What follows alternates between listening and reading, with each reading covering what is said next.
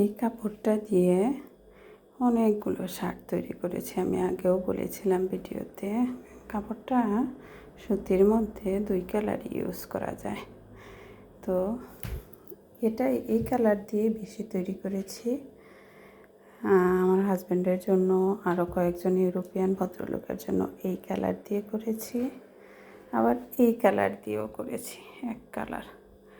আবার দুটা ম্যাচিং করে 2 সাইড ইউজ করে এই কাপড়টা দিয়ে এই শার্টটা, হাফ শার্টটা তৈরি করেছি। এই কাপড়টা খুব জনপ্রিয় কাপড় ইউরোপে। টিভিতে খবর পাঠকদের গায়েও দেখা যায়, ওরা টাই হিসাবে ব্যবহার করছে, কোট তৈরি করেছে ইত্যাদি। সব সময় এই কাপড়টা চোখে পড়ে টিভিতে। তো আমারও খুব ভালো লাগে, এই জন্য হাজব্যান্ডের জন্য তৈরি করেছিলাম। এই যে ভিতরের সাইড এই কাপড়, আর এই ডিজাইন করে হাফ শার্ট তৈরি করেছিলাম। তো প্রথম তৈরি করেছিলাম এই শার্টটা ইউটিউব দেখে। আমি সেলাই যখন প্রথম শিখি তখন এই যে বড় বাটন ইউজ করেছি, প্যান্টের বাটন, কারণ আমার কাছে শার্টের বাটন ছিলই না। তো সে শখের বসে তৈরি করেছিলাম প্রথম দিকে।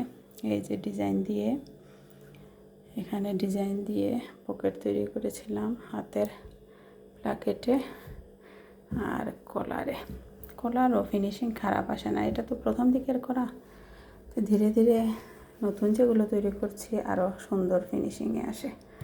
আর কাপড়টা অনেক আছে, কাপড়টা নিয়ে তো গল্পও বলেছিলাম সেদিন,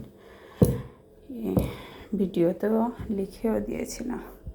যাই হোক, এই শার্টটা আমার আগে ভিডিওতে দেখাইনি, ভাবলাম আজ দেখাই। 2 দিক ইউজ করে কিন্তু সুন্দরই, খুব সুন্দর হয় শার্টের ডিজাইনটা।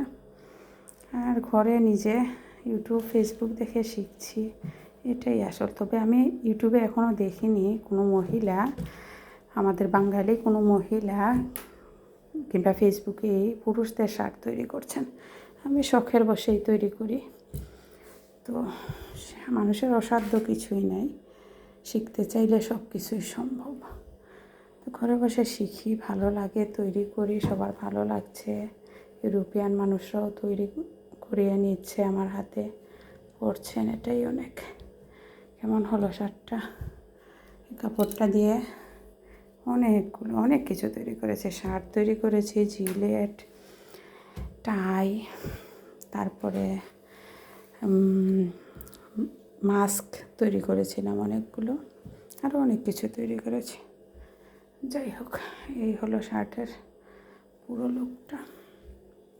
ভালো থাকবেন সবাই।